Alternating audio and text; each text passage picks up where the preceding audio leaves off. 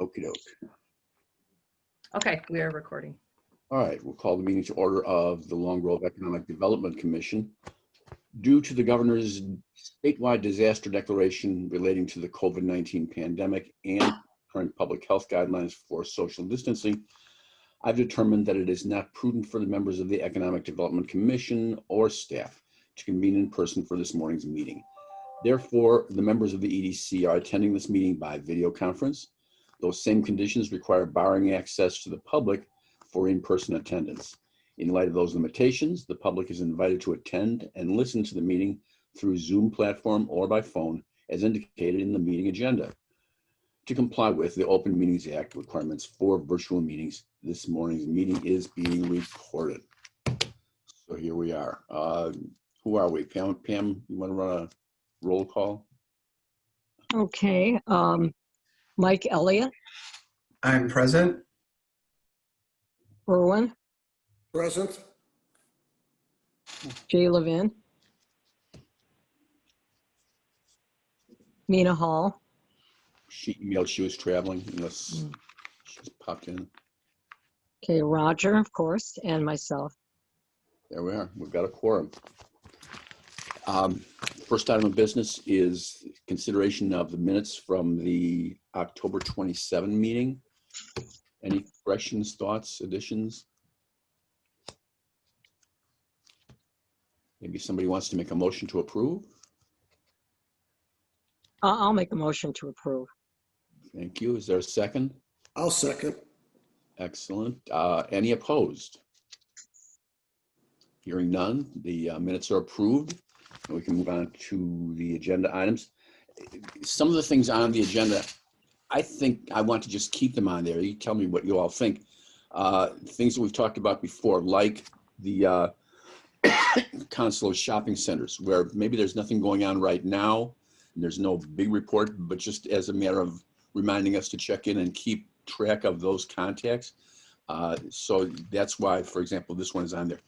Is there anything anybody's had in terms of interface with the Consolon shopping centers in the last couple of weeks? Well, you know, I did check into their website, and they did report about some changes to the Main Street lending program to better assist smaller businesses. And I guess the Federal Reserve Board made changes that they announced on October 30th. And they lowered the minimum loan size for that Main Street facility available, both for profit and nonprofit borrowers, from $250,000 to $100,000. And I thought that that's worthy of maybe getting out there to our business community, you know, that there have been these changes that might make it more amenable for them to get this financing.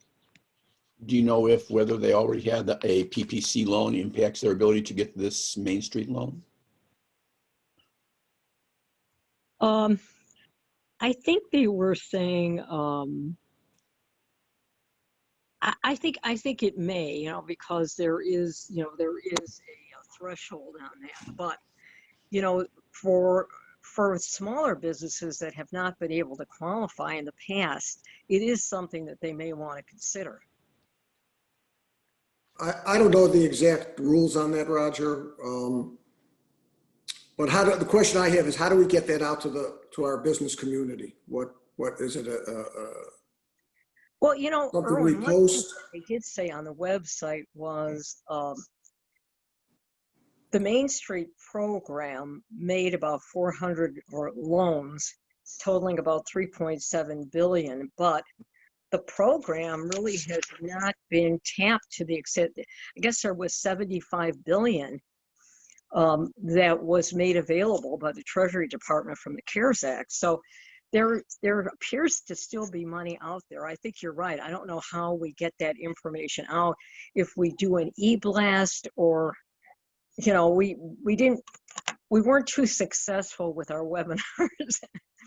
I don't know if I want to recommend that, but maybe at least an e-blast to the whole business community with this information. Maybe there's some others from the state of Illinois that I think just came out. I wonder if Lake County Partners has some sort of listing that maybe we could point our people in the right direction there, or post it on our website, or send out an email blast. If, you know, there must be some organization, because Main Street Lending is just one of them right now. There's been a couple of grants, particularly for restaurants and small businesses besides this. Yeah, maybe we should see if we can find something that we could distribute that's kind of all-encompassing, that might be useful to the business community. Right. Sounds like this is something to stick on the agenda for the next meeting and get some report back. Erwin, maybe look a bit, Pam look a little, everybody, you know, see what you Yeah. can find. Yeah, I did notice that on Lake County Partners website, and this may be something we can combine with some other materials, but they had a presentation that was made by the First Bank of Highland Park. And it was in conjunction with the College of Lake County Small Business Development Center. And they have a PowerPoint up on their website about the PPP program and, you know, what's still remaining. So, I mean, that would be a place at least to start, you know, maybe to get out that, get permission. You know, I'd be willing to do that, to talk to the Highland Park Bank to get permission to distribute their PowerPoint. That'd be great. Early on in the pandemic, we, you might want to diss the webinars, but one thing it did do, there were several PowerPoints that we presented as part of those webinars, and it was Surviving COVID, if you recall. We did 2 or 3 in a row. There were PowerPoints that were contributed to by 3 or 4 different banking and government folks. They put their PowerPoints up as well. Hopefully this is all sitting in our EDC repository somewhere. But there were several connections made, and I remember Mike, it's good to see you this morning, Mike Marr. Mike had attended one of those, the very first one that was fairly well populated with people that attended. But we have a bunch of information from earlier on, connections made, contacts, PowerPoints.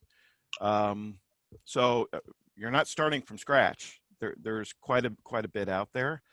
So if nothing else, it would be an update of what's happened. They're going multiple rounds because, and as I recall, the feedback from folks in the village was paperwork was pretty intense. There was a lot to the application. But I think what we, to our surprise, found out, many of the folks downtown, the businesses downtown, had already applied for several of these. I think Marianne had mentioned something too as well.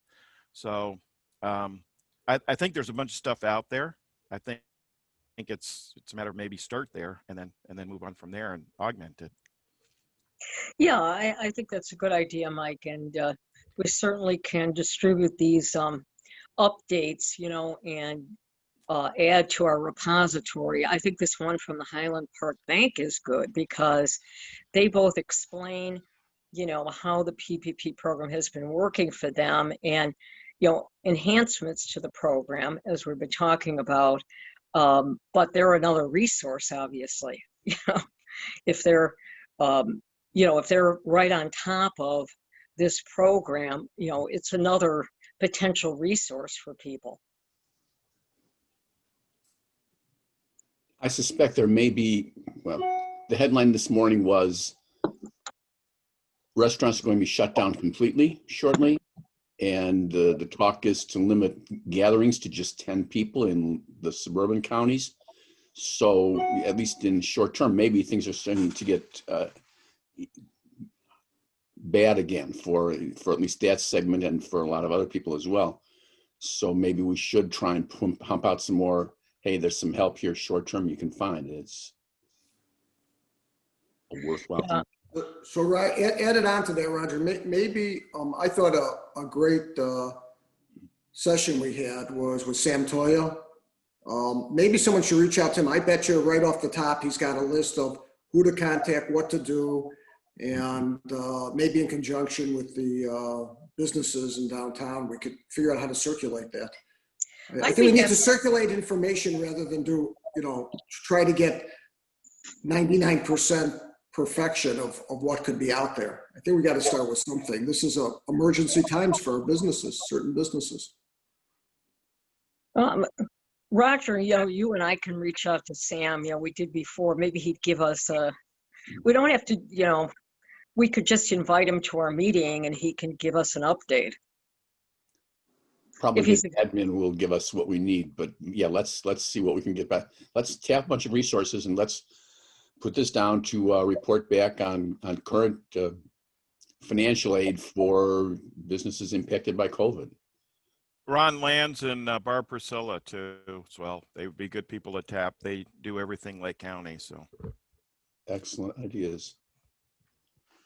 Right. I don't think there's much more to add directly about the ILCMA meeting, but we probably are going to trend back to that later when we talk about some other things. The South Gateway TIF, there's a meeting tomorrow night, soon.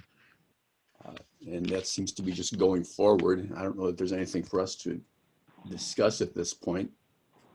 There's a joint review board meeting. We've had to reconvene it, and that will be Friday morning at 7. At 7. That's when the joint review board meetings have been. We've just done that in the past when we had commuters like me. But yeah, so that's basically a convening of all of the bodies, the taxing bodies affected, and something on economic development, even though it doesn't affect them. So we're reholding that joint review board meeting and proceeding to create the South Gateway TIF. Again, no projects or commitments right now, but creating that opportunity. Okay. Thank you for that. Lake County Partners, anything new developed in the last couple of weeks?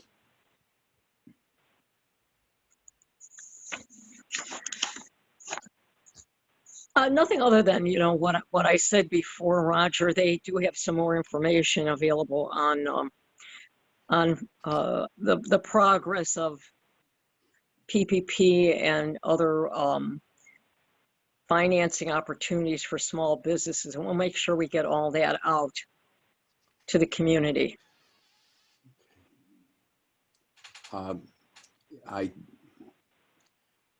We should adopt a meeting schedule for the coming year. The village board has adopted their schedule, and what we've done so far is to just mirror theirs, with our meetings being in the morning on the Tuesdays that they meet. They've published it, and I don't know that everybody's seen it, but there's nothing very tricky about it, unless people have feelings. My feeling would be to just go with what the village has done and say that's going to be our meeting schedule, unless we decide to modify it for our own purposes as we go along. Does that sound reasonable? Yeah, I think so.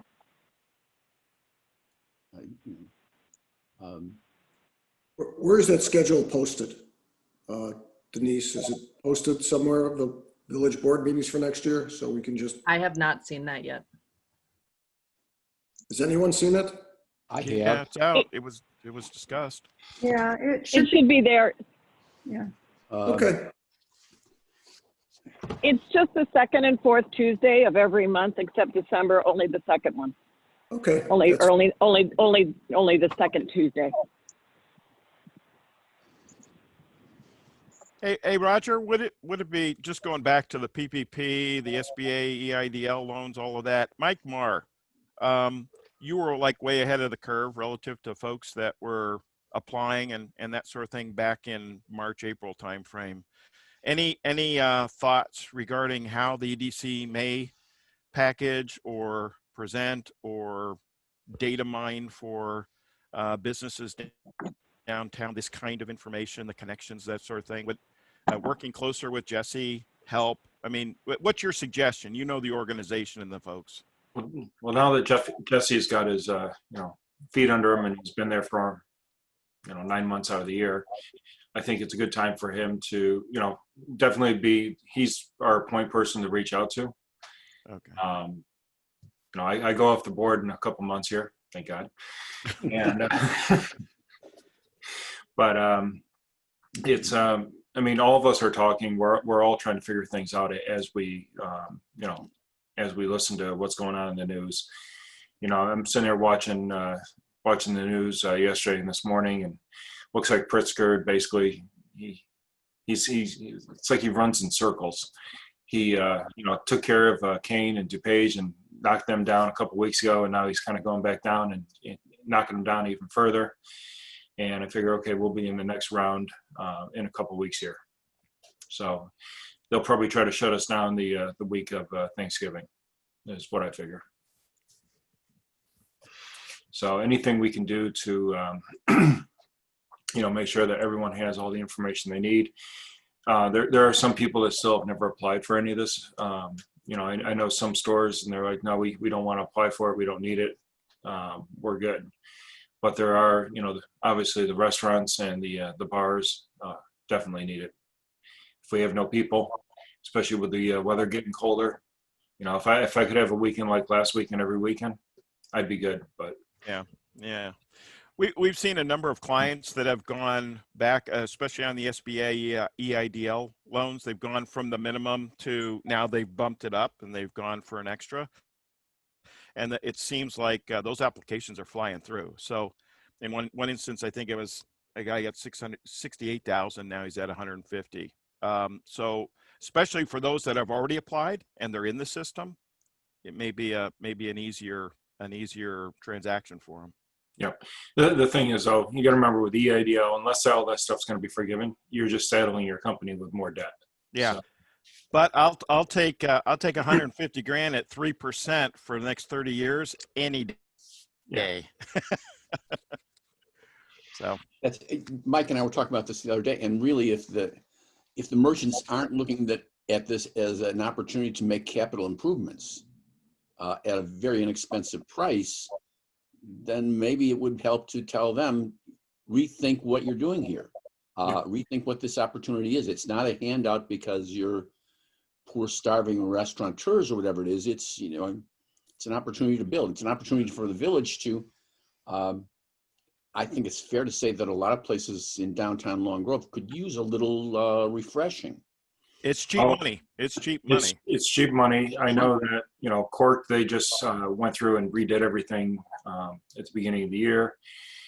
Chatterbox right now is doing renovations. I don't think Enzo and Lucia's, other than the patio, I don't think they've done any other renovations. I know Jesse's planning on renovating that the old George Quinton house. And hopefully getting the back of that looking nice, or at least the same color. And then the other than that, I don't know of anyone else putting any improvements in. I mean, the Forsyths are always putting money into their properties, so that just goes without saying. Mike, you're frozen.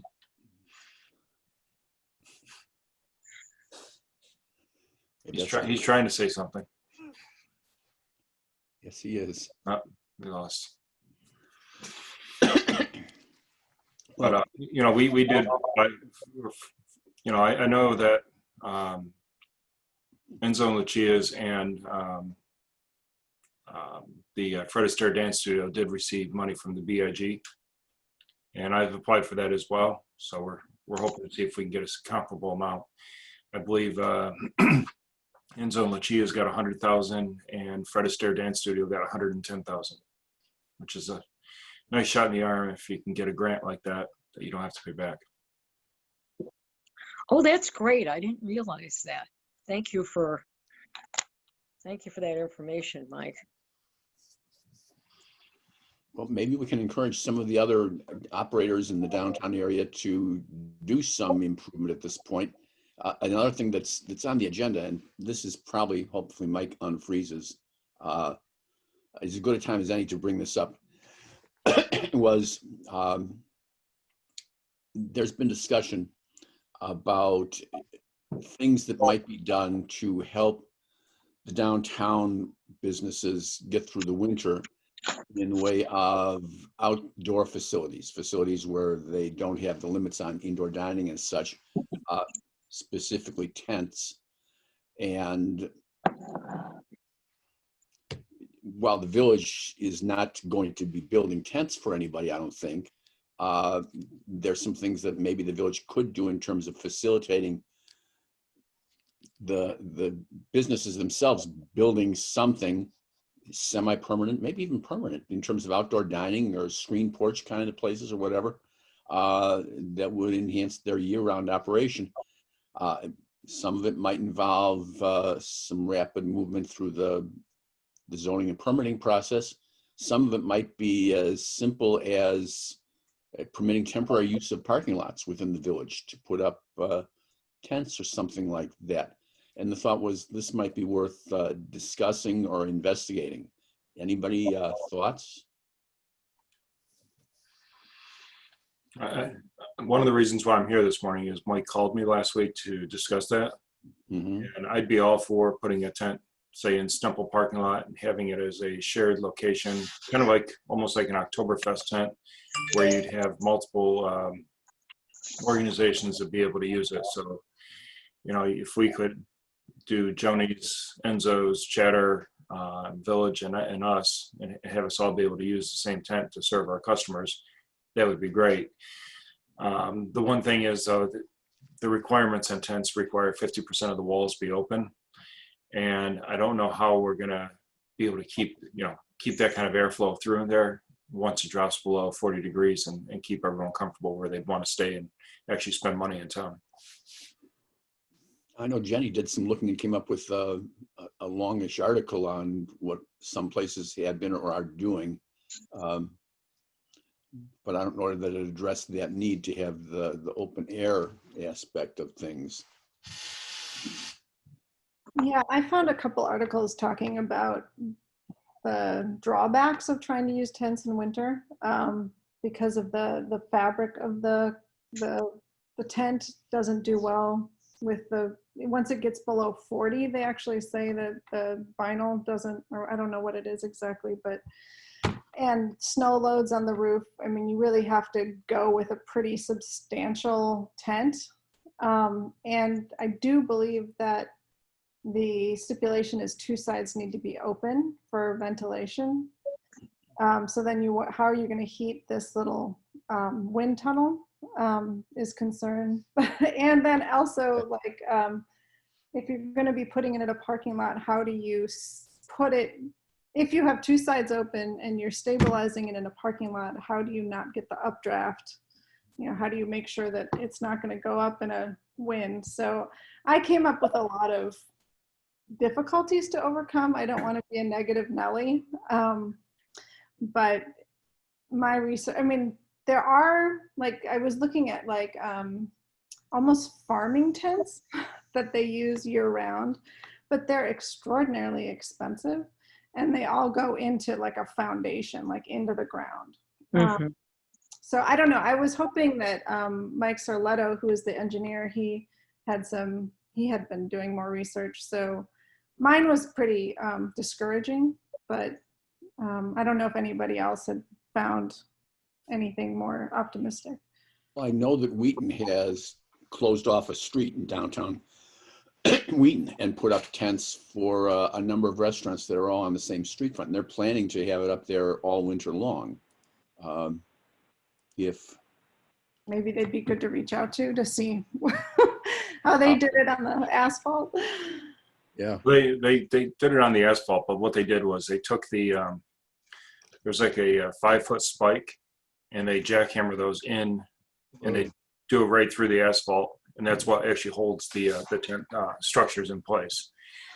We use them behind our place when we put tents up for weddings and things of that nature, just because if we get a gusty wind and you got 100 people under it, you don't want it taken off. yeah. Denise, can you share my screen with people? Yes, just 1 second. Let me give you co-host and then you can share. Okay, because I've got an article about the Wheaton situation with a picture of what they did, so we can at least There you go. visualize what this is. Mm-hmm. Sure, here we go.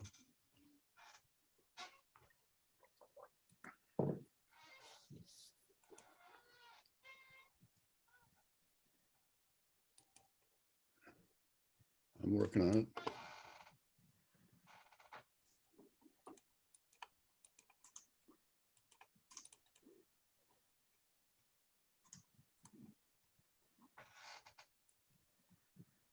All right.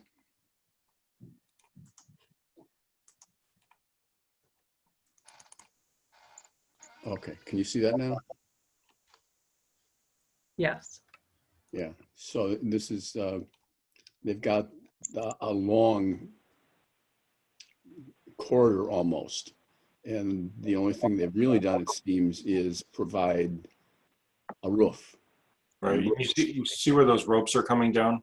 Yeah, Those are what are attached to those spikes that are pounded, or basically, like I said, they're jackhammered into the asphalt. Mhm. so they've got the anchor points. So, you know, I don't know how practical that is with something like the Stemple parking lot, but You're not going to hurt that parking lot.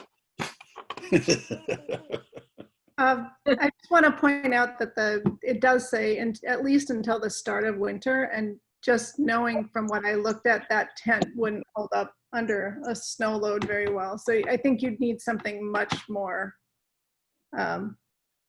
But our resident engineer is back, so maybe he has some good tent suggestions.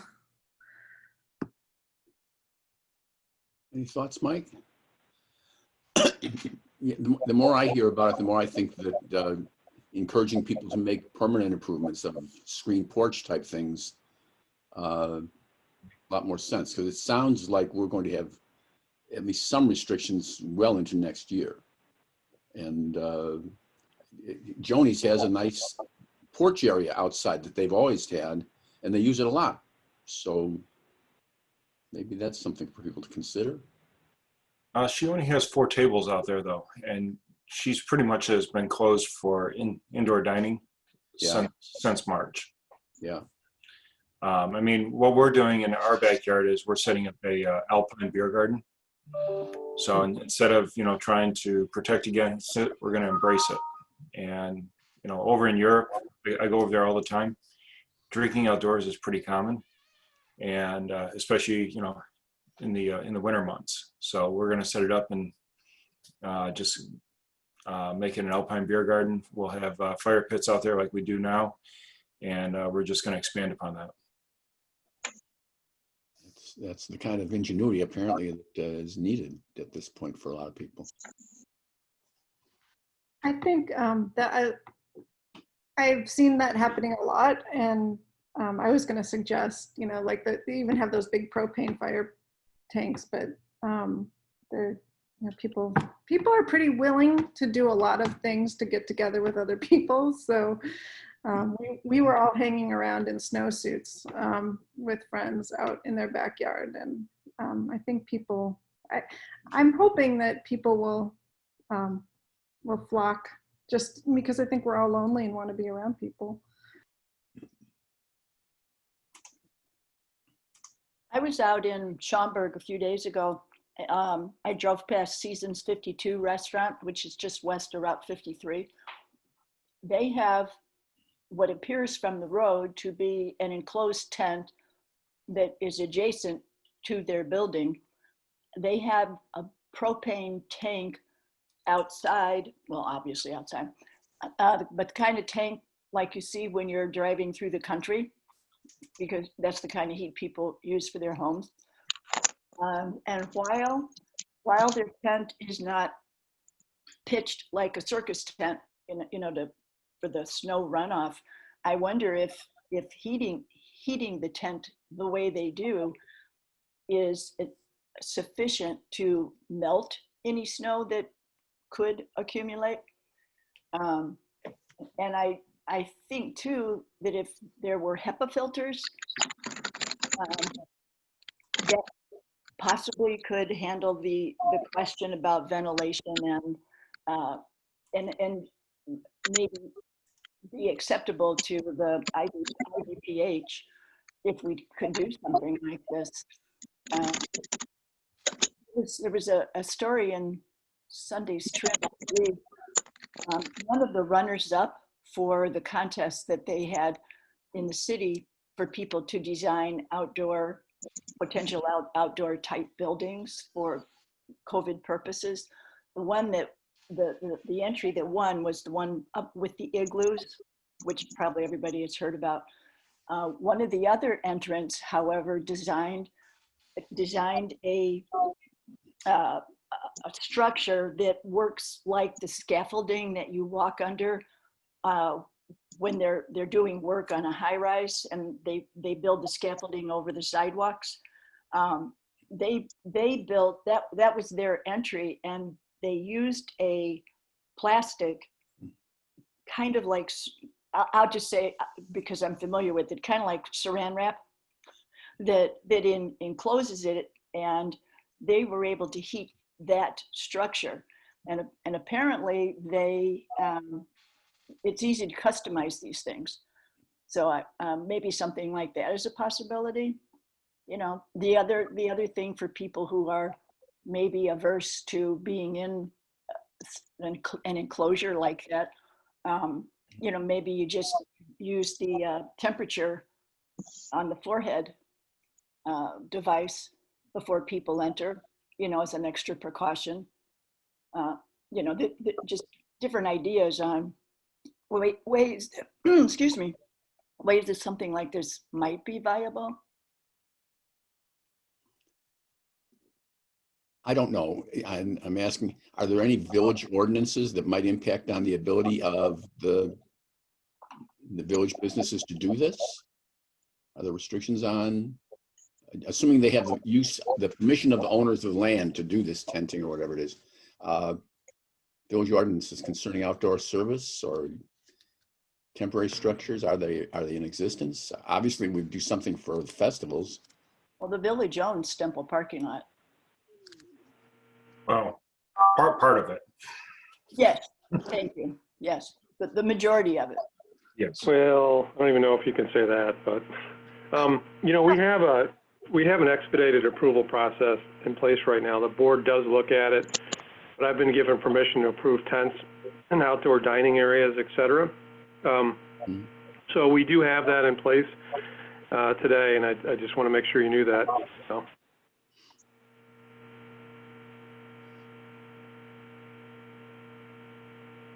If we did something like this, is there a way that we could put our collective heads together to figure out how to include restaurant owners that are not located in the downtown, but maybe for whom this could be useful? Like Wildfire up on Gilmer and 83.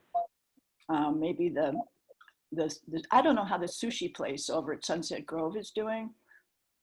Their product certainly is easily a carry-out item, but are there other restaurants that could benefit that aren't in the downtown that I'm not thinking of?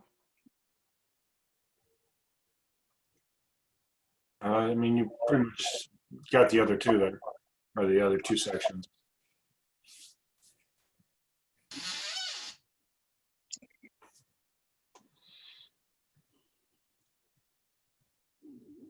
Well, it doesn't sound like there's very much that we can do right now, except keep this on our radar.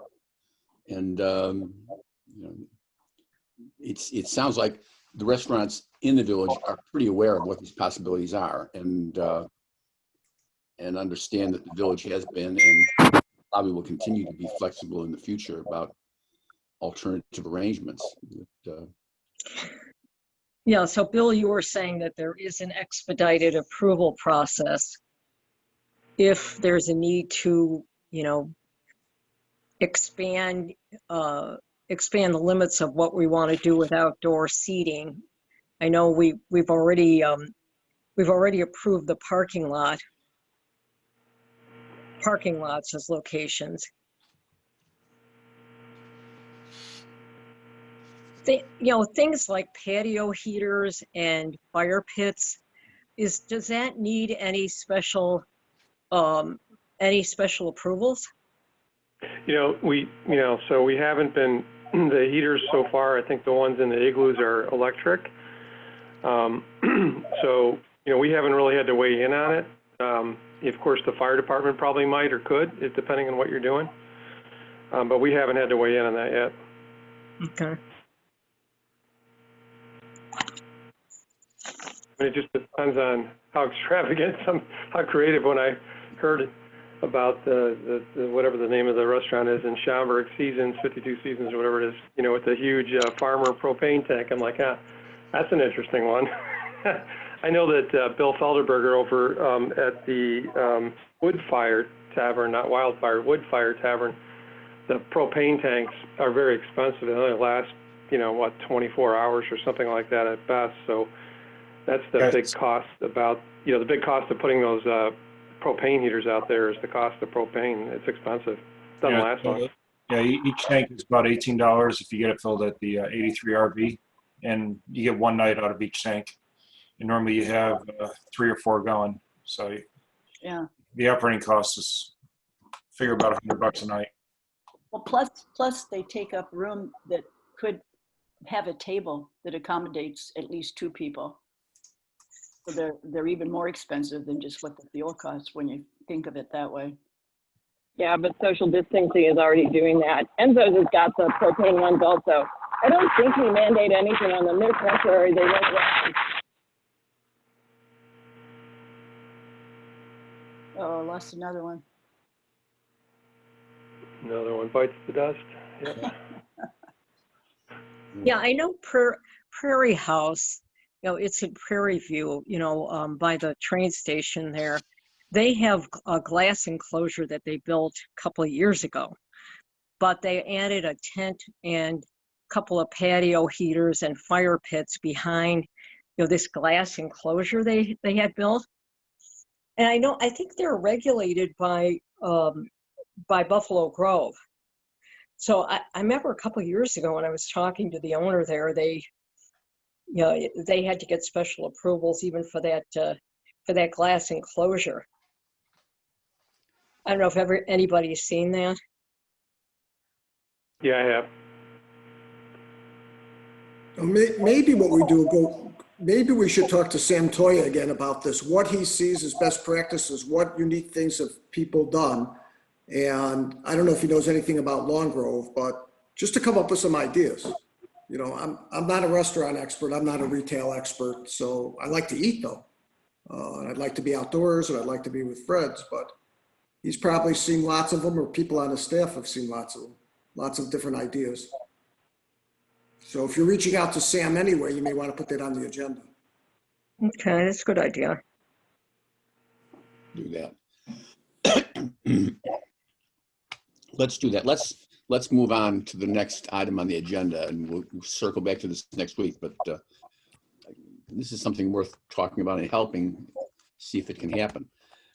Next item is the flow chart that Mike and Dave Watzbeck put together or worked through or whatever. Hopefully everybody's had a chance to get to the EDC Google Docs and take a look at it. Denise, can we get it up on the screen? Sure, let me go grab it. It's, you know, my read was that I really liked the way that it simplified the flow and yet captured the fact that there were alternative paths depending upon the nature of the business, and at the same time was very, I felt positive in terms of saying, hey, it's not that hard. Here's what I appreciate. Mike, where are you at in terms of feeling comfortable with what's there? Yep. So the feedback I got since our last meeting, Roger, I know you sent me some comments. I appreciate that. And then Denise, if you're going to open up a Google Doc, why don't you open up the one that has the changes that Jim made to it? I think those are all very valid and they were pretty minor. So I didn't see any suggestions for change from anyone else. So unless there are more suggestions for changing that, I'm comfortable moving forward with it with all of Jim's changes. The only question that I have on it before we post it to the EDC microsite and before we agree this is something we're going to send out to follow up on meetings we've had with prospective new business owners, does this need to get the board's eyes on it, just kind of as an approval? This is Ann. I mean, I just as an opinion, my sense has it. I don't know what your process has been, but have you walked through a couple of different business owners to just sort of like real world test it? If so, I think that would be more valid in my eyes. No, we have not done that, and that's a great suggestion. So we can certainly do that.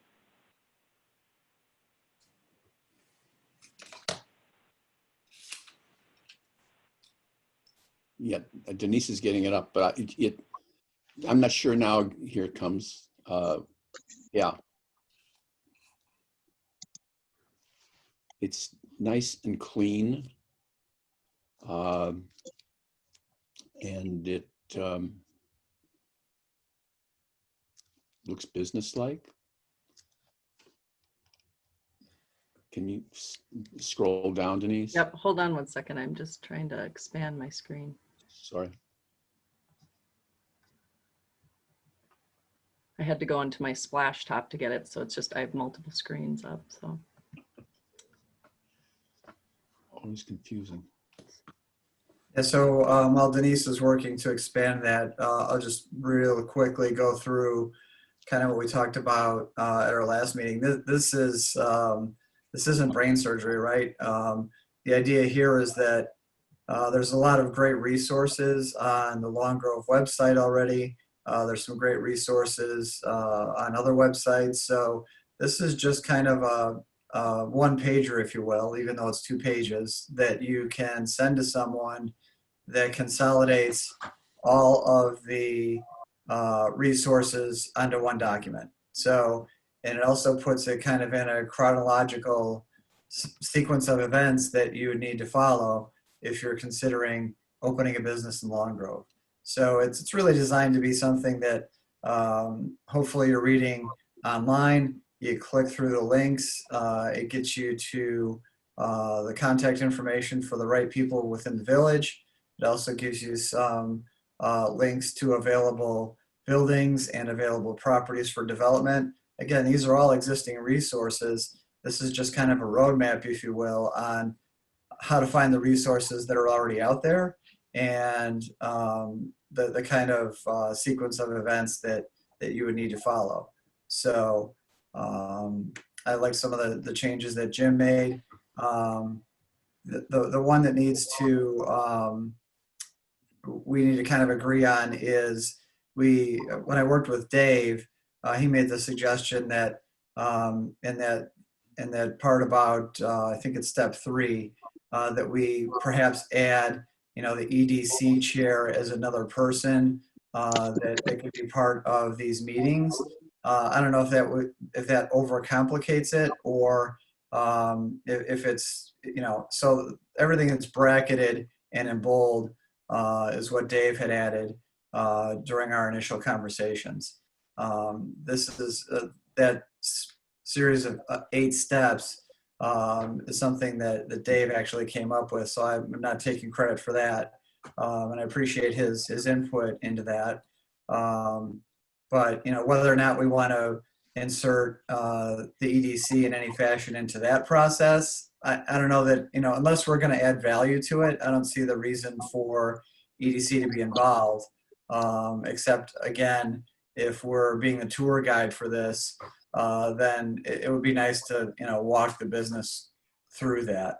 So I'd like everyone else's comments on that, whether or not we want to include the EDC and the EDC chair as part of that process in step 3.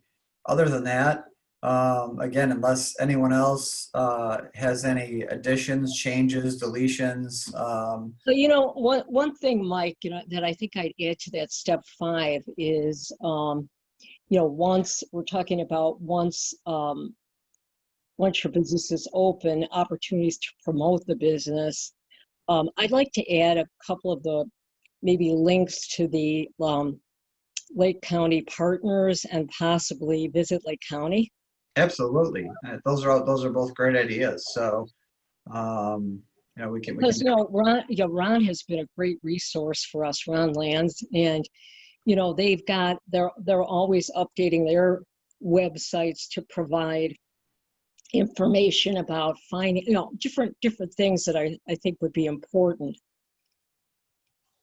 No, that's a good call out. Thank you, Pam. I'll send you an email on that, Mike. Perfect. The people who are developing the Salem Lake property it popped into my mind as somebody that would be a good tester. Maybe sending it out to them and seeing what they see or think, especially because you also want to make people who aren't necessarily doing a standalone business able to use it as well. You follow in terms of licensing and such in the village. Sure. I'm trying to think who else in the village. Well, the Forsyth organization. Send it to them, see what they think about it. You know, we've got Mike Marr on the call. Mike, is this something that you could review and say, oh, hey, you missed this step. I went through opening a business here in Long Grove, and one of the things I had to do isn't even listed here. It would be great to get your perspective because you opened a successful business here. I'd like to get your input on this document, if that would be okay.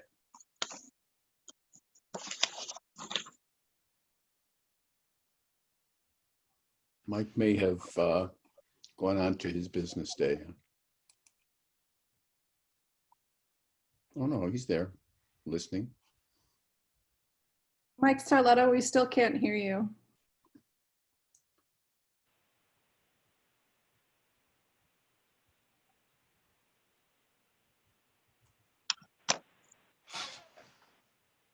He's not, well, whatever. I think it's a great step forward, and I think that Ann's suggestion of having a couple of business owners and or developers look at it is a great idea. We can get that done within the next couple of weeks and get to the point where this is a resource. Yeah. Can you hear me I think okay? that's a good idea. Can you hear me? Yeah. Yep. Now we can. Okay. Sorry, this internet in Long Grove is kind of unstable, But don't tell that was business. that was a joke. No, just a couple of comments. This is the first time I'm seeing it, so I don't really have. But when I think about what spurred putting this together in the first place, we had two goals, right? Number one was to make it easy and provide a very visible plan on how people navigate through the system, right? To make it easy and transparent and all that. Second was to get EDC or someone on behalf of the village that when an idea comes to the village, we are able to evaluate that business case on behalf of the village. Oftentimes we get all these ideas that come in from developers, this, that, and the other thing, and the board is left thinking, well, what does this mean relative to revenues? What does this mean relative to, so there's not as much analytics and evaluation of opportunities that come to the village, internal to the village for that processing. So my view I thought we had really two objectives with the process flow. One was to get the EDC established as a business case review sort of type of function, and porting best practices between businesses that come through. You'd like to think 2 years from now with EDC's help, people are able to set up businesses in half the time, right? And the second is to be able to clearly communicate requirements associated with setting up a business in Long Grove. So I kind of viewed it. Now I haven't even looked at it. It's the first time seeing it, but I mean, if it achieves those goals or moves us closer to those objectives, I think that's a good thing. End of comment. Yeah, Mike, to your point, I think it accomplishes the second one that you mentioned. I'm not sure it does a good enough job, and we can tweak it to improve it to, have the EDC kind of gather that information so it's a clearer presentation to the board when it comes time to go in front of them. So thanks for that input. Yeah, after attending many, many, many Plan Commission, Zoning Board of Appeals meetings where there's kind of an evaluation to regulatory compliance and all that, it oftentimes always falls back on some rock fetching with the business case. Car wash is a great example. When they offered to self-impose a 5% tax as an incentive to approval of that, you know, where that gas station was going in, I'm not sure we had anybody on the village side that could digest that, understand that, build that into a village, you know, business model, village impact. And if you get 16 or 17 of those coming in a quarter, how do you evaluate them? So I think the idea was to put a platform in place that we'd had an ability to evaluate those sorts of things. And that's where I think the EDC is. I really, the vision was, you know, positioning the EDC in this process for economic development within the village, and that was one of the roles and responsibilities I think that would help. That seems to me to be a shift from the current mindset, which is we'll take anything that will come to the village, and moving to a let's take good stuff and have an understanding of what good stuff is as part of the gateway process. Makes sense. Well, if you recall, 5 or 6 years ago, when the board changed over significantly, we put a moratorium on development, and it was short. It was 90, 120 days, whatever. It was five months, whatever, just to get the board grounded. Number one, in the process. Number two, what the gaps are. Number three, what the need was. We launched our village survey to find out what people really want in the village, so that we had a way to process these things internal to the village. You know, that was I think it was one of the key, you know, changes, and the whole launch of the EDC was to kind of action that, right? to get a you know, organization in place that can kind of actually do this sort of thing. End of comment. Hopefully we're inching that way. Oh yeah, any progress is progress, right? So, it's good. It's good. There you go. Anything else on the flow chart? I think we're talked through, but I think we have some really good actionable steps that we can accomplish before our next meeting. all right. And maybe Mike, maybe you and I can set up some time. Chat. That's perfect. Sure. Okay. You bet. Okay. Thanks. And I will talk to the board about it and ask them to kind of look at it. I know there's been a little push and pull of where they think the EDC should come in on the projects and how they should be involved. So, and I'll encourage them to look at the flow chart as well. Yeah, I don't get the sense that the EDC involvement is a key element of this. The key element is simply providing better information in an easily usable form.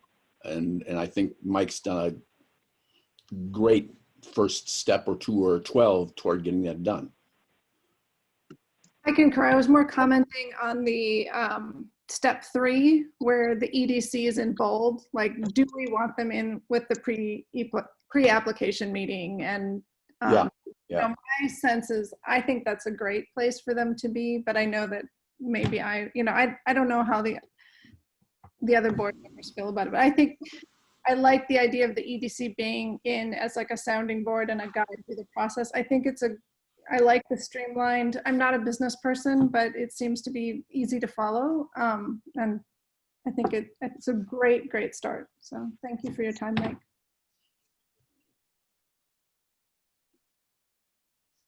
Sounds good. Anything else about the flow chart, anybody? I think we've kind of run through what we've got, at least for today, on that. Next item on the agenda. Where is it again? Just to recap, where is the flow chart? Is it available or? It's in the EDC Google folder. Mike, I can send it to you. Oh, that'd be great. Thanks, Okay. Denise. Okay. Beautiful. Denise, can you sure that also it goes on the village board website? I will, yep, it might be there, but if not, I will put it there today. Thank you so much. All right. Last item we haven't covered is the how'd you do it project. And I don't know how many people have seen what was done with White Oak, but my thought, if I can share a screen, is I've got a short clip so that everybody can see. I thought this was really great. And I think that we can do some very good things with it. So I'm going to see if I can do this share screen thing and show you. It's like a 2-minute clip.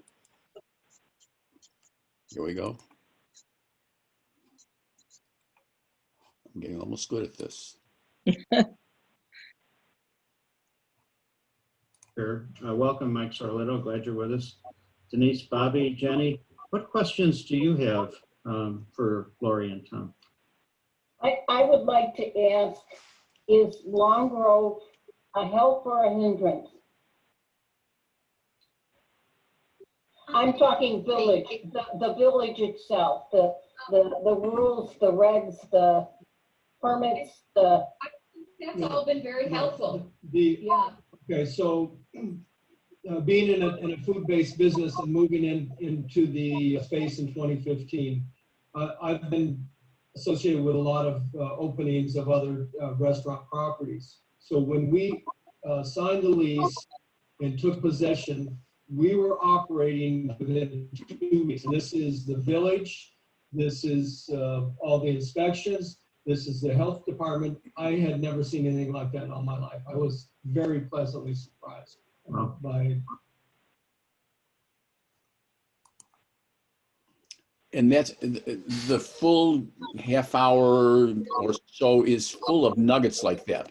At least I think they are, of spontaneous, and clearly authentic statements by the subject about why Long Grove is a great place to do business. And to the extent that we can capture some more of those from different businesses and incorporate those so that somebody can come on the website and just click a couple of headshots here and there and hear about why Long Grove is great, I think this is very worth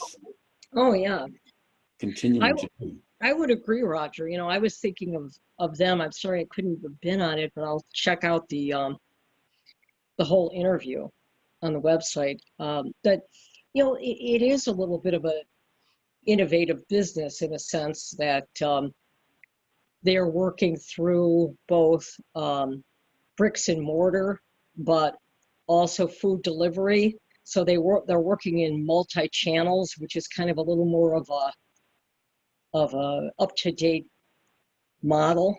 And you know, they took advantage of a lot of they had synergy with a lot of other businesses in Long Grove, which is great. I mean, just a perfect model. And yeah, I think that's a good interview that people might want, want to check out if they're considering opening up a business here. Another thing that was mentioned, you know, at the top of our meeting was that MAT Holdings. Who mentioned that? Was that Denise? No, it was Irwin. Irwin, yeah. What did you hear about that? They may be a good candidate.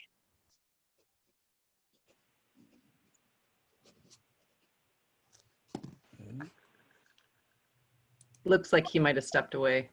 Yeah, he probably stepped away. Yeah, I mean, he said something about MAT Holdings. He read about it in Cranes, that they were located in Long Grove. Yeah, it's a billion-dollar company with its headquarters in Long Grove. It's the main offices here, I guess, offices. The largest minority-owned business in Illinois or something like that. Something like that, yeah. In terms The of family lives in Long Grove. So they wanted to open a business there. Well, that might be a good candidate for one of these interviews too, then. It seems to me someone should contact them. I think just in general, it sounds like that's their corporate headquarters in Long Grove. They've got operations internationally. And I think according to Cranes, which isn't always accurate, $1.5 billion of sales. If someone has cranes from a week ago, yesterday, they could look at it. But I think and I think they have 250 people here. They're on Wildfire Road. I don't know where that's at. Off of Gilmer. Off of Gilmer? Okay. Yeah, right across from Cobblestone. Yeah. I was out there. I met with them earlier in the year this year. So. Okay. Bill, anything we should be following up on or doing or getting them involved in? Your thoughts? Yeah, I mean, the one thing that they need to work on is get a connection to a sanitary sewer. So, but right now there's nobody going into the office, right, or a limited amount, so it's not really an issue right now. So, but beyond that, they seem to be pretty satisfied. Erwin, maybe you could try to get in touch with them over there. Maybe they have a PR operation if they're that large, but try and get some senior manager type who would give us a half hour on Zoom. Yeah, let me try to make some contact there, and then I'll bring it back to the committee to figure out what the next step would be. Okay? Yeah. Another place that I thought might be worth pulling in is 83 RV.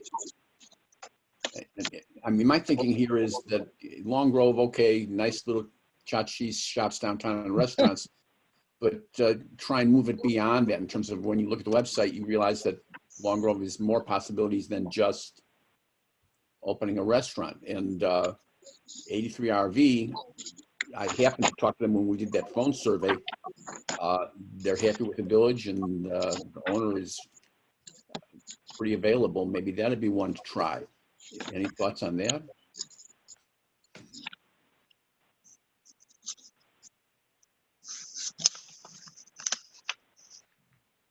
Ideally, it would be great eventually to get through all the businesses, but yeah, so I'm open to any. Roger, I like that idea because not only can we learn a little bit about the company, but what's happening with RVs in general with this pandemic and sales and Yeah, maybe that's- some interest. We could stir up some interest in the community good to point. stop by and see them. But, you know, as we did this, it was, at least to me, it was clear that the Levitts were feeling good about the chance to do this and tell their story. And you could almost see the light bulb go on like, hey, you know, this is a good way to tell a lot more people about us. I sent them a copy of the video, and they can do whatever they want with it. If I were them, I'd make that part of my website. Our story, here it is, blah, blah, blah, or something like that. To the extent that other businesses realize that this is a self-promotion operation, as in the same way that Bobby has been putting stories about them in the bridge, I don't think we're going to have trouble getting people willing to do this. It's a matter of, you know, the time and the effort. I wonder if there's a way to clean up the Zoom video, you know, kind of professionalize it. Maybe if somebody has the actual footage, you know, the MP4, MP3 file, maybe we could get that cleaned up.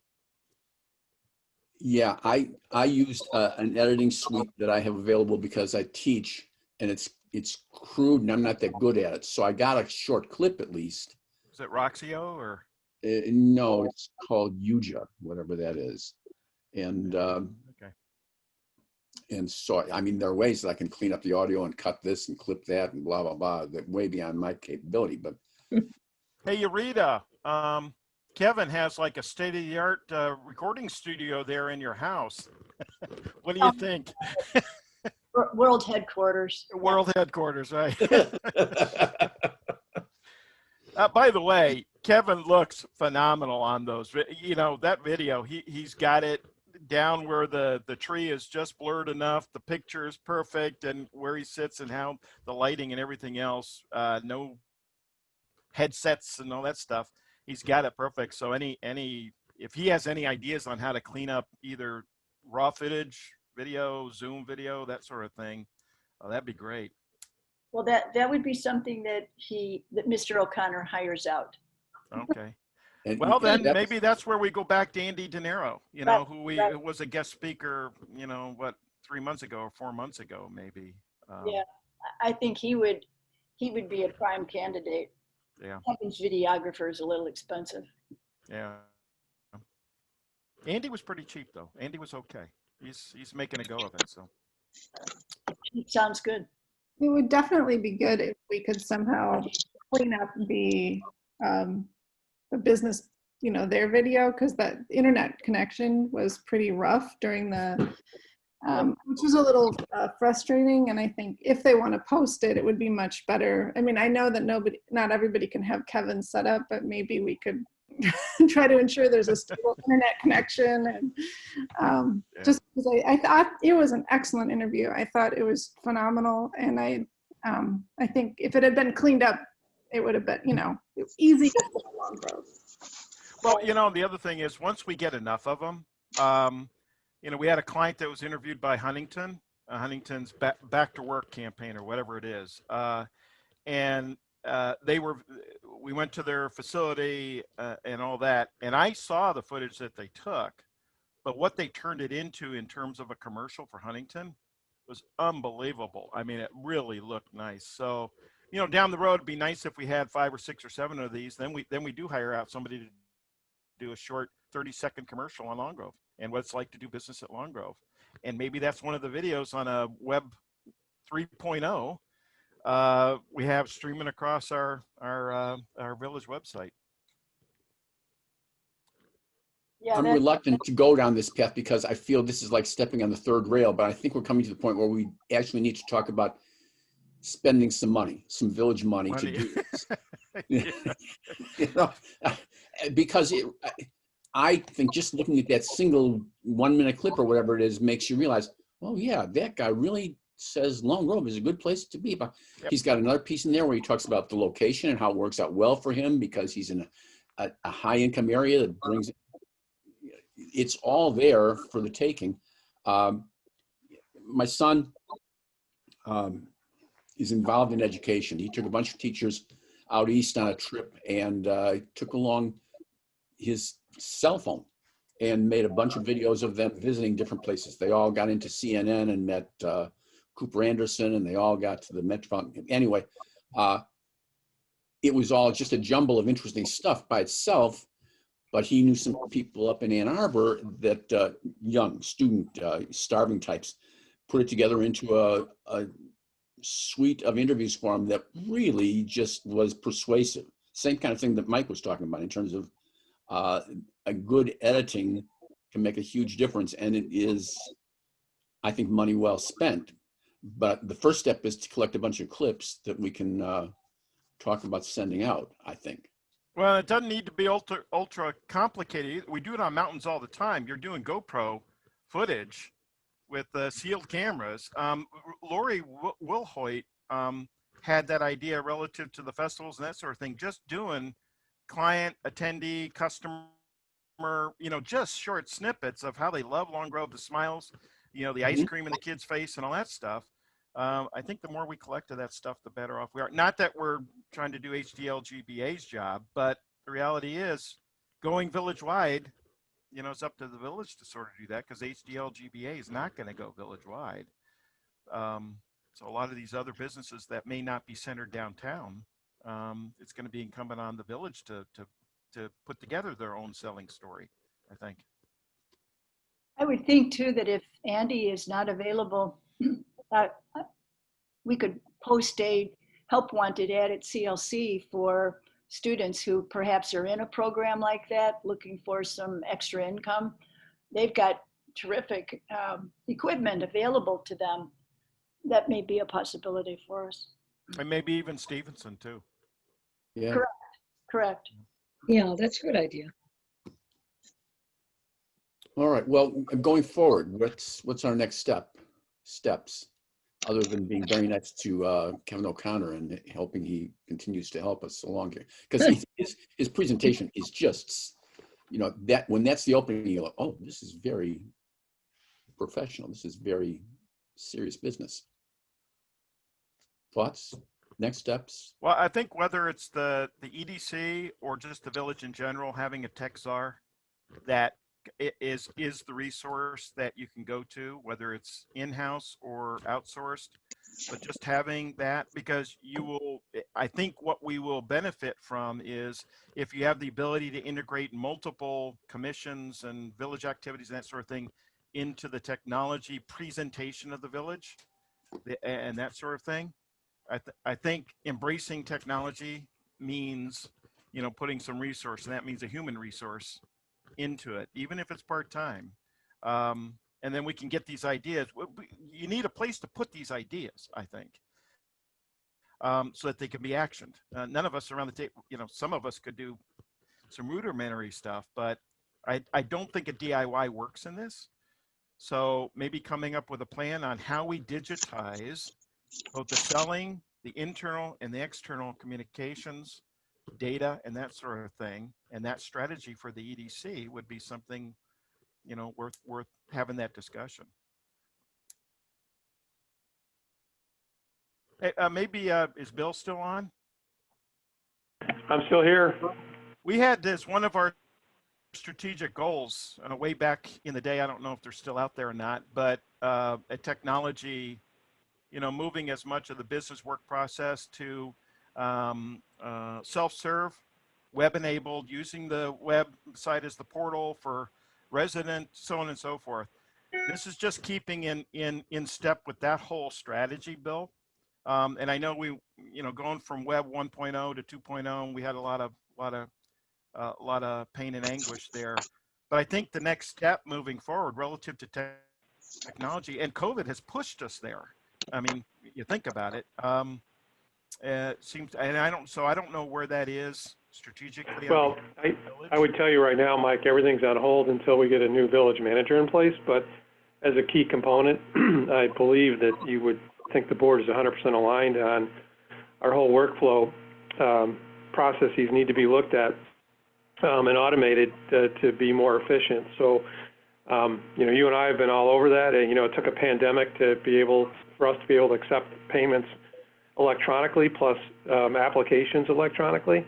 Everything was paper-based before, but we're still behind the scenes. It's, you know, all paper-based, but that's something that 100% on board with you. So hopefully, when we get the new person seated, that's something that we can, you know, have put in place pretty quickly. Awesome. Okay, so for the EDC's benefit, just understand that there is a strategic objective village-wide from the board to try to push this tech enabling, you know, fully embracing and tech enabling a lot of business work process, communications, internal, external, all of that. So I think oar in the water that's pulling in that direction. I think coordination is going to be really important. So we're not reinventing the wheel, you know, 5 times within the village. Yeah, Mike, this is Ann, and I am very much on board. I would just try to parse it out so that we talk about the results we're seeking, not tech for tech's sake. And I know that's not what you mean, but when you say it's tech enabled, then that just says, oh, if we do the website, it will come. I think it's more about the results, about being easy to do with. You said the things.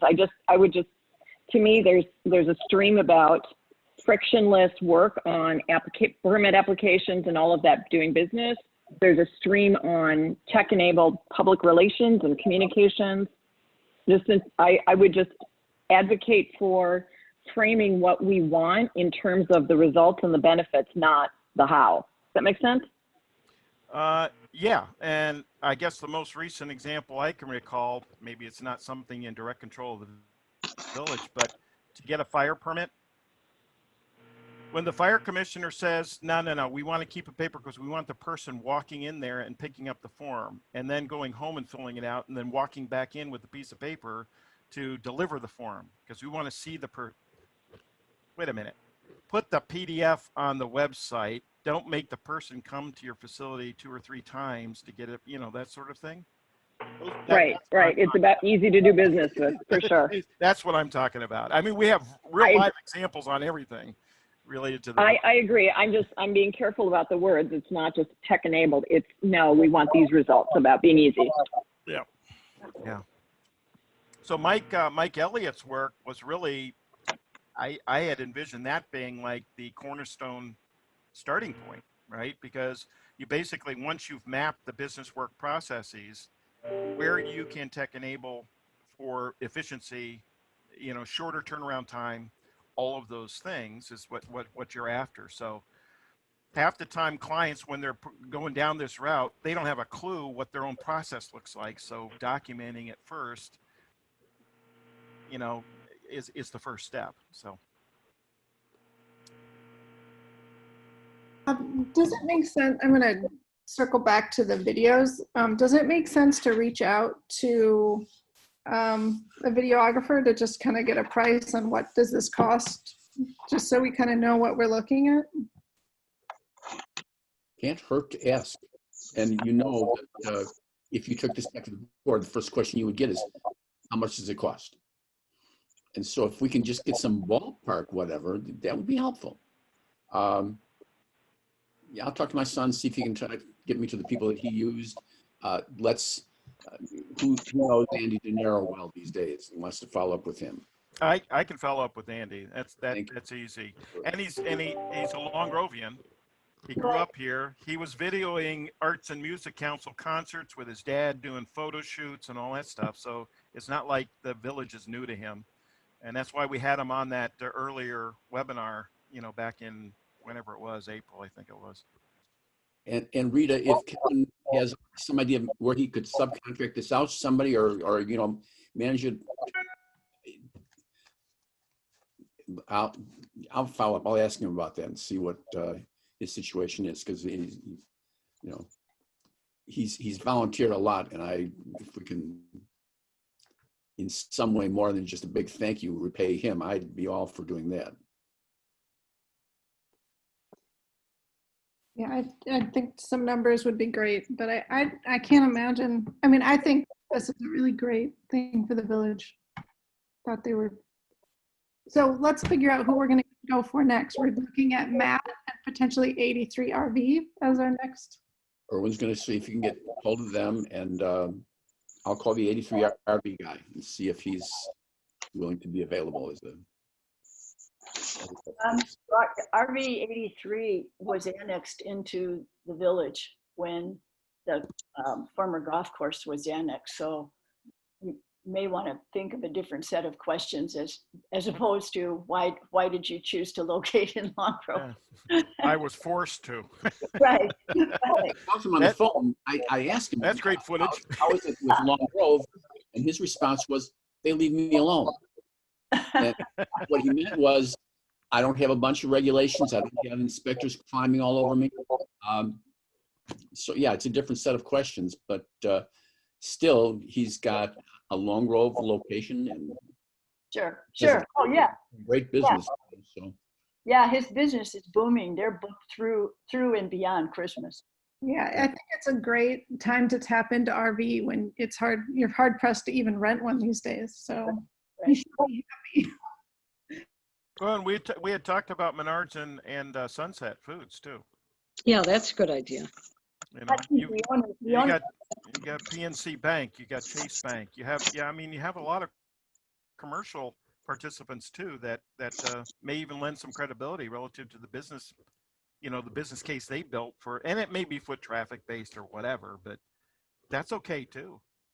Yeah, you know, and what about the smaller businesses like the sushi guy at Sunset Grove, Domino's Pizza, the dental group? The dental group was all excited about being in Long Grove. Over near Sunset Grove. Burn Boot Camp. Them as well. Yeah, you know, the smaller guys probably have interesting stories as well, I would suspicion. There's also that psychologist, which I didn't even know she was in town. And I mean, that might be kind of, she might give a good interview. you know, if Yeah, the the veterinarian is another one who expanded on 83. Yeah. Yes. Kristen, Is he in the village? Yeah, Yeah. Scott Oh, on 83. Is it Hilltop Veterinary Service? Is that the name of it? Hilltop Vet, yeah. Yeah, Kennels. across from the temple. Yeah, I would contact her. You know, I know she's expanded recently. And I'd volunteer to contact, it's Aspen Dental, right, in Sunset? Yes. Yeah. Yes. Okay. Yeah, why don't you talk to them, Pam? You know, Okay. Because Is it- I did talk to them when we had our reach out to all businesses, and so I had a little connection with them. I don't mind calling. Is it CVS or Walgreens that has the home corner sort of branding? Walgreens. It's Walgreens. Okay. So maybe we can figure out what CVS would resonate with. You know, CVS has the window treatments that are all Long Grove dedicated. And Long Grove Coffee may be another one, you know, to tap as well downtown.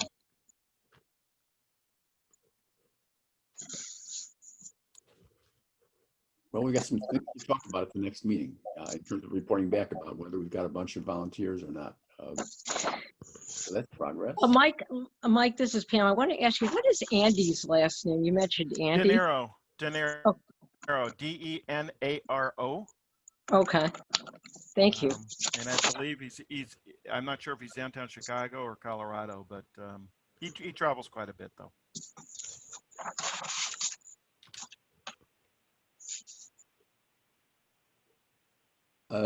Any new business?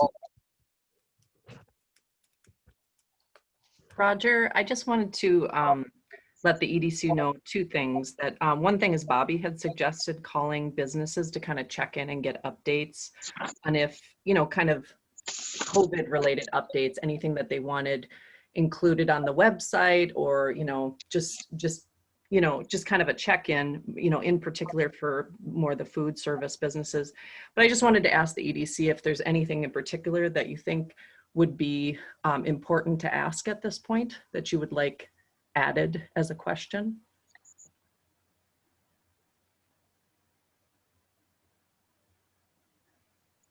Challenges. I mean, if it gets into future-oriented type dialogue, what they see post-COVID, on the other side of COVID, what's changing with their business? Is there any way we can help with that? Any kind of stability issues? If they're breaking even, are they growing? Are they declining? I think we got some really interesting feedback from several of the businesses that they're actually doing a lot better. Mary Prekoff shared with me at Long Grove Coffee that businesses are actually doing very, very well. Those that pivoted to the online are actually doing really well. So there's been some transformation of several of the businesses. So, you know, those could be questions that we ask. On the finance, what they do or don't know about PPP and EIDL and loans and that sort of thing. I think there's a wide variety of things that we could ask them about that would spur maybe some response from them. Main thing is to get at what's griping them, what keeps them up, what are the challenges that potentially the village could help with. Okay. Or maybe what they did differently to bring them success if they are having success. Sure. Best practices. Yep. I just wanted to share, this is a little bit segue, that I was working the polls and I worked with a gentleman who had a restaurant in Grays Lake.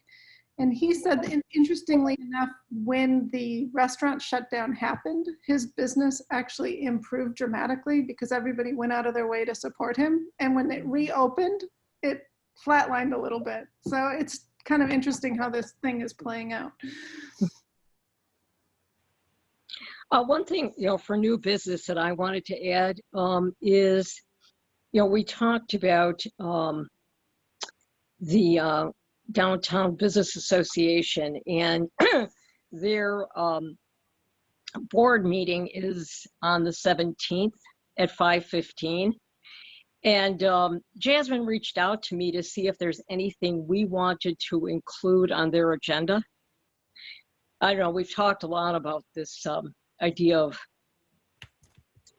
how they're going to stay open for the winter, but anything more specific?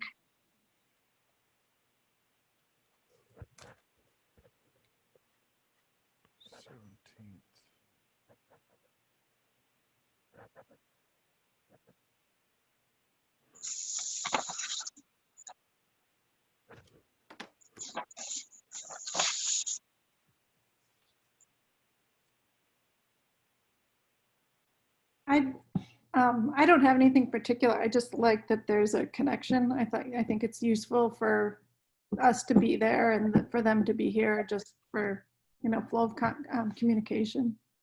Yeah, I agree with that, Jenny. I mean, I guess we could just, report on our discussion, about the tents, and although I don't know if there were any, any specific suggestions, but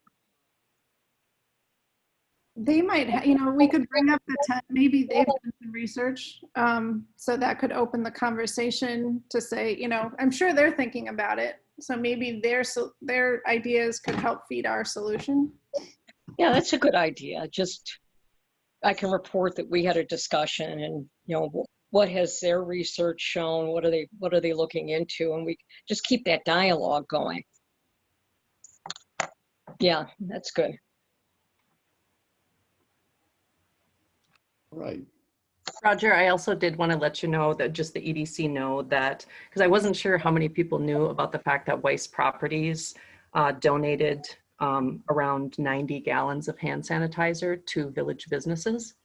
And it's been very heartwarming to sort of both through emails and just discussions with people about just the appreciation of the businesses that received those that hand sanitizer. So I guess I just wanted everybody to know about that. The distribution is almost done. There's only a couple more businesses that I have that'll be receiving their hand sanitizer on Friday. So it was good news.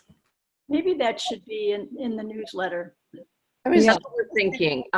We already talked about that. We'll talk about it more tomorrow. And I did take pictures of people picking up when they were picking up the hand sanitizer. I asked if that was okay and that the possibility that this may, be in the newsletter, and they were completely fine with that. But yeah, it was really a wonderful experience. Yeah, that'd be really, really worth a paragraph or two. The generosity and the appreciation as well. Who picks up the phone to dial up the Daily Herald when stuff like this happens? I mean, they're quick when the bridge gets bashed into by a truck. It'd be nice if it went the other way, maybe once or twice a quarter, where we're dropping a dime on the Daily Herald about some really goodwill gestures that are occurring in our village and the community pulling together. I mean, they have that column, sharing and caring, not column, but there's a space in the paper the Daily Herald, where every once in a while they post nice, good, benevolent things people have done for just because kind of thing. Mm-hmm. Is Swaliak or not Swaliak? No, Bob Sussanjara, but he retired. Oh. Okay, so who's got coverage of Long Grove now? We don't really have anyone dedicated. We're kind of being covered by a few folks. So. Yeah. Okay. Well, maybe a letter to the editor from a Long Grove resident about the wonderful things they're seeing happening will inspire a story of some sort. But it seems to me it can go the way too.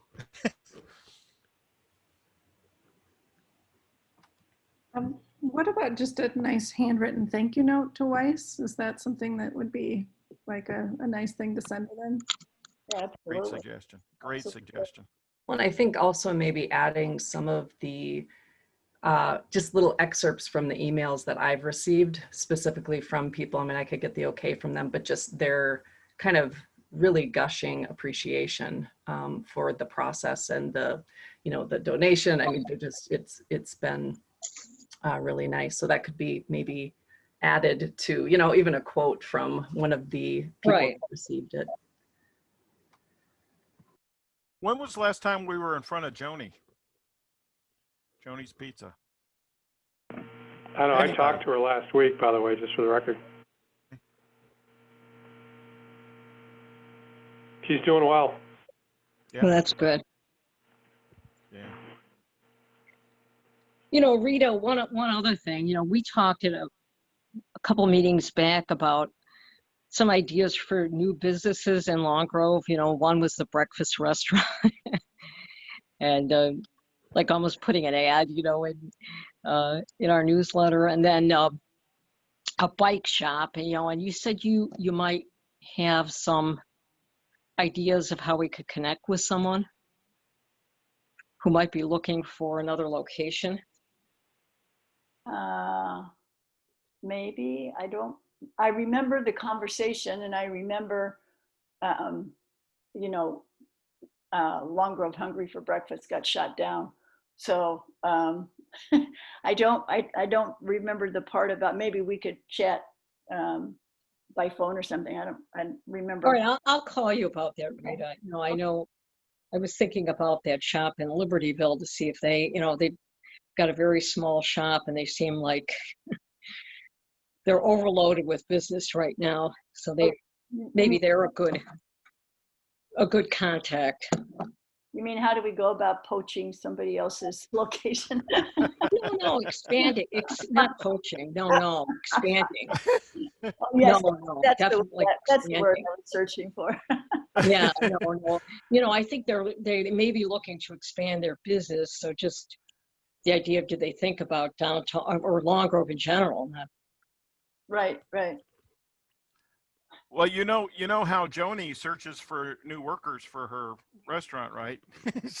she goes to other restaurants that are within a 5-mile radius and poaches the people.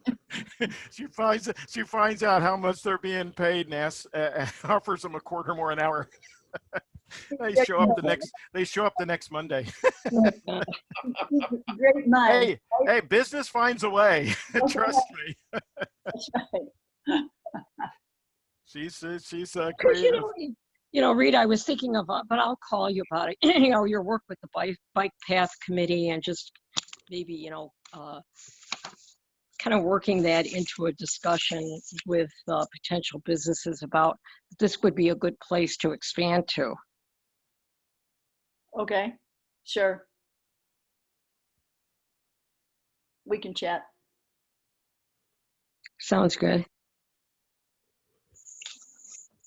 Anything else for now, anyway?